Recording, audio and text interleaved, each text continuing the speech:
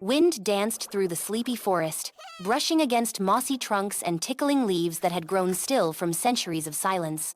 Above, the sky was smeared with morning gold, but deep below, in the roots and shadows, something ancient stirred.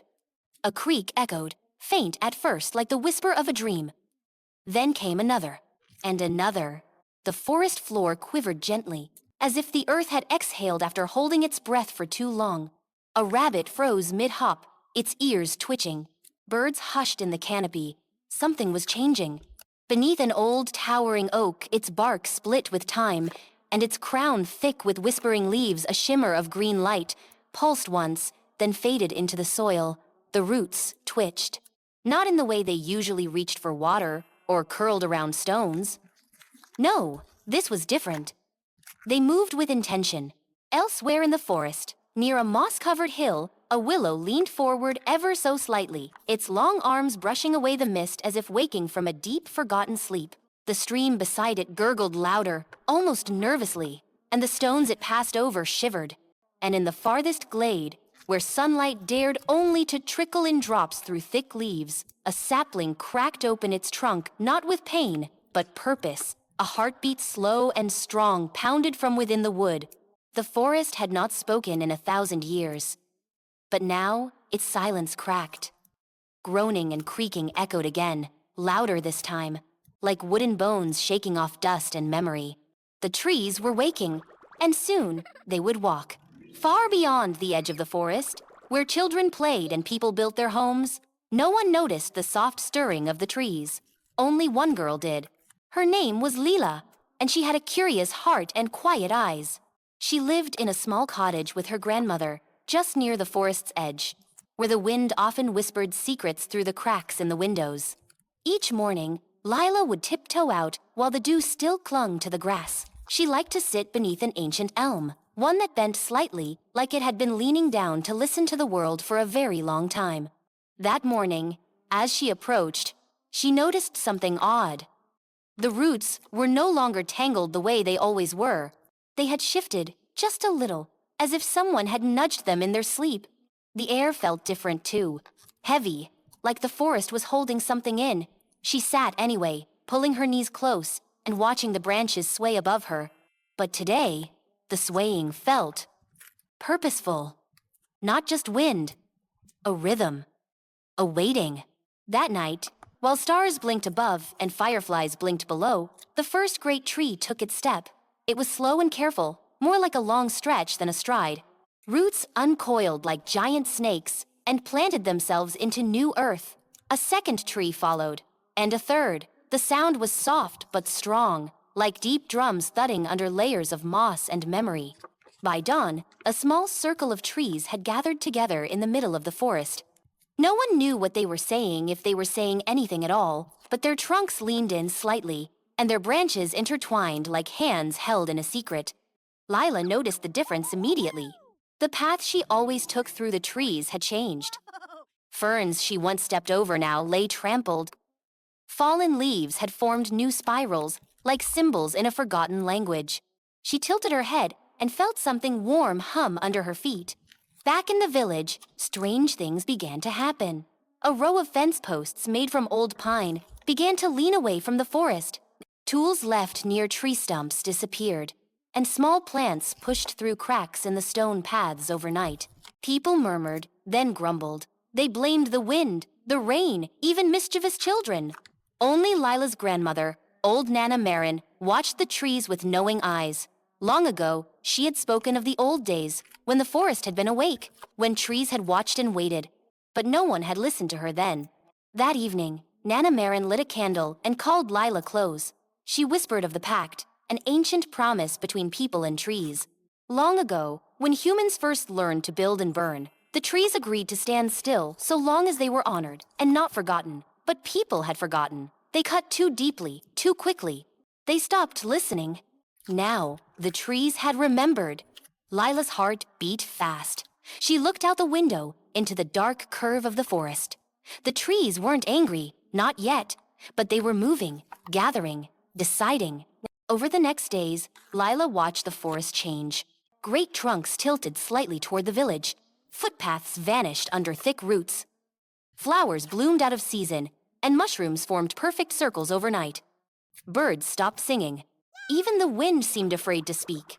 One afternoon, Lila followed a deer into the deep woods. She had never gone so far, but something pulled her forward, like the tug of a dream she couldn't shake. The trees moved around her not quickly, not enough to frighten, but they shifted, guiding her feet. In a clearing she'd never seen before stood the oldest tree of all. It towered above the others, its bark knotted like 100 wrinkled faces. Lila felt the weight of its gaze, though it had no eyes. Beneath it, the earth pulsed with slow life. She knelt before it, heart wide open, and placed her palm on its root. It was warm, not like sun-warmed wood, but like breath, like memory. In that moment, something passed between them. Not words, not pictures, but a feeling. A choice. The trees had not walked to frighten. They had walked because they were sad, forgotten, wounded. They missed being part of the world. They missed children's laughter, songs sung in the wind, stories told at their roots. They missed respect. And they had decided to walk not to leave, but to remind. Lila stood slowly. Her legs trembled. She thanked the old tree, though she didn't know if it heard, but the breeze curled gently around her fingers, like a reply. Back in the village, things had worsened. Gardens wouldn't grow. Wells ran dry. The village council met daily, arguing about why the trees seemed closer, thicker, less friendly. Some wanted to chop a path through them. Others spoke of fire. Lila ran home and told her grandmother everything. Nana Marin nodded slowly, then took a bundle of herbs and a carved wooden flute from a chest beneath the bed. It was time, she said, to honor the pact again. Together, they went to the forest's edge. Lila lit a lantern, while her grandmother played a tune, so old the air itself seemed to remember it. The music drifted into the trees, soft and clear. Leaves rustled in rhythm, roots settled. The forest listened. Over the next 3 nights, Lila and Nana Marin returned. They left gifts at the roots, stones painted with kindness, songs written on ribbons, cups of sweet water, and bread shaped like leaves. Lila told stories aloud beneath the stars, stories about peace, friendship, and listening. And the trees began to slow, not stop, not sleep, but slow, as if the rhythm of their steps softened, as if they were waiting. Then, on the 5th morning, a new tree appeared in the village square. No one had seen it arrive. It stood in the center, tall and straight, its bark smooth and its branches wide like open arms. But this tree was different. Its trunk was carved not by axe, but by nature. The shapes showed children playing, people sharing food, animals curled in roots. A reminder, a gift. The villagers gathered, silent. They looked at the images, then at each other. For the first time in many years, they listened. And far into the forest, the great trees stood still, watching, waiting to see what people would do next. Night fell heavy across the village. Not dark, but dense, thick with silence, as if even the stars were holding their breath. The mysterious tree in the square stood unmoving, its carved trunk glowing faintly in the moonlight. People avoided walking too close, unsure whether it was a message or a warning. Inside their cottage, Lila and Nana Marin sat by the fire. The warmth from the flames didn't reach Lila's fingertips. She kept glancing at the window, where the shapes of trees loomed closer than ever before. Their branches stretched like fingers, casting long shadows on the earth. That night, the trees walked again. They moved slowly, but no longer just in the deep woods. Their roots dragged softly over the hills. Their trunks groaned like old doors. Some stepped into empty fields, others leaned over wells and gardens. One even brushed against the roof of the baker's house, scattering dry leaves down the chimney. The village was surrounded now, circled like the eye of a storm, and the trees stood still, watching. Fear began to spread. People boarded up their windows, spoke in hushed voices, and lit lamps they didn't extinguish. The mayor held a hurried meeting at dawn, shouting over the worried chatter. Some wanted to flee, others wanted to fight. A few remembered old tales but said they were just stories, nothing more. But Lila knew better. She walked back into the woods, alone, clutching the flute her grandmother had given her. The trees let her pass. They parted for her like ripples in a pond. Their trunks twisted slightly in her direction, following her steps, though none moved to block her way. The ancient tree still stood in its hidden clearing, more awake than ever. Its leaves shimmered with morning dew, though no sun had touched them. Lila approached quietly, heart hammering. She knelt once more and placed the flute on the ground. She didn't speak. She just waited. And then, the earth trembled. Not a shake, but a pulse deep and slow, like a drum beneath her feet. Around her, the trees began to close in. Not quickly, but with purpose. Dozens of them, hundreds, silent, towering, heavy with age. They formed a circle, their branches tangling above like a roof of green and shadow. Then, they stopped. Lila stood up. Her hands trembled, but her voice did not. She didn't speak in words the trees would know. She didn't need to. Instead, she stepped forward, arms open, and offered what she had: her fear, her love, her promise. She bowed deeply to the ancient tree. The forest held its breath. And then something extraordinary happened. A small tree, no taller than Lila herself, stepped forward from the crowd. Its leaves shimmered like silver. It had not been there before. It moved with a grace that didn't match its size. It circled Lila slowly, examining her, curious and cautious. Then, its branches dipped low, like a child offering a gift. Lila reached out. Her fingers brushed the soft green leaves.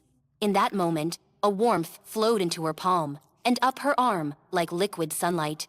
She saw flashes, not images, but feelings. The birth of the forest, the joy of spring, the loneliness of stillness, the pain of forgotten songs. And something else, a warning. The trees were not here to fight, but they would not be ignored again. The world was out of balance. Humans had taken too much, too fast. The trees had decided to remind them, and if they had to keep walking, they would. Lila took a step back. She understood now. This was not just about trees moving. It was about everything they stood for: patience, listening, respect, and care. The forest was asking for a promise. She bowed again, then turned and ran. Back at the village, the council had made its choice. Fear had spoken louder than hope. They would burn a path through the woods, just wide enough to feel safe again, just enough to keep the trees from reaching their homes. They gathered torches. Lila burst into the square just as the first flame was lit. She threw herself between the people and the woods, shouting without words, arms raised, eyes wide with truth. Behind her, a soft rumble grew. The trees had heard. They were coming, but not to fight. One by one, trees stepped from the shadows into the edge of the village, not angry, but present. Giants among cottages, moving slowly, solemnly. The air grew thick with the scent of leaves, bark, and old rain. The fire-bearers froze. Then, a sound filled the square. Not a voice, not a roar, but music. The flute. Somewhere in the trees, it played. Sweet, soft, familiar. Nana Marin had begun the song again. Lila stood tall, pointing toward the ancient tree line, where dozens of trees had gathered in a semicircle. Some leaned forward, others simply watched. All waited. Slowly, Lila approached the mysterious tree in the center of the square. She knelt beside it and placed both hands on its trunk. The carving on the bark began to glow. The crowd gasped. The images, children, animals, forests moved, not like a painting, but like light flickering through memory. It was a message. It showed humans dancing with trees, not cutting them. It showed families planting seeds, not fences. It showed children telling stories beneath the roots, not running in fear. And the carving changed again to show what would happen next: two paths, one of friendship, one of fire. The villagers dropped their torches. The mayor stepped forward slowly, lowering his head. Others followed. One by one, they placed their hands on the tree's trunk, beside Lila's. The glowing stopped. The forest waited. Then, the smallest tree, the one who had touched Lila, stepped into the village square. It planted itself in the soil beside the old tree, and it stayed. Behind it, the trees began to turn. One by one, the ancient forest turned back toward its heart. Not all left. Some stayed at the edges. But the threat had passed. Not because the trees had surrendered, but because someone had listened. Because someone had remembered. Lila looked up at the glowing bark. at the image of a child and a tree holding hands. And she smiled. Morning came softly, the light draping over rooftops like a blanket of gold. The village had not looked this quiet in years. Not from fear, but from peace. Birds returned to the trees that lined the houses, chirping with cautious joy. The sky stretched wide and blue, as if it too had taken a deep breath. In the center of the square, the mysterious carved tree still stood tall, but beside it now grew the younger tree, its silver-green leaves glowing faintly. People gathered around it with gentle steps. They no longer whispered with worry, but watched with reverence. Children brought tiny garlands made of dandelions and clover. They laid them at the roots, like offerings of apology. The mayor had taken down the signs he once nailed to trees. No more chopping. No more shouting.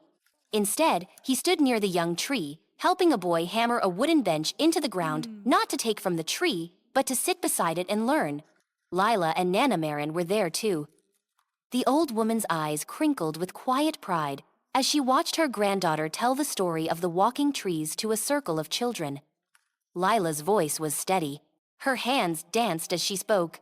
And when she came to the part where the forest offered a choice, the children leaned in, their eyes wide and shining. They had listened. And that made all the difference. Over the next weeks, the village changed, not in ways people feared, but in ways they had forgotten to hope for.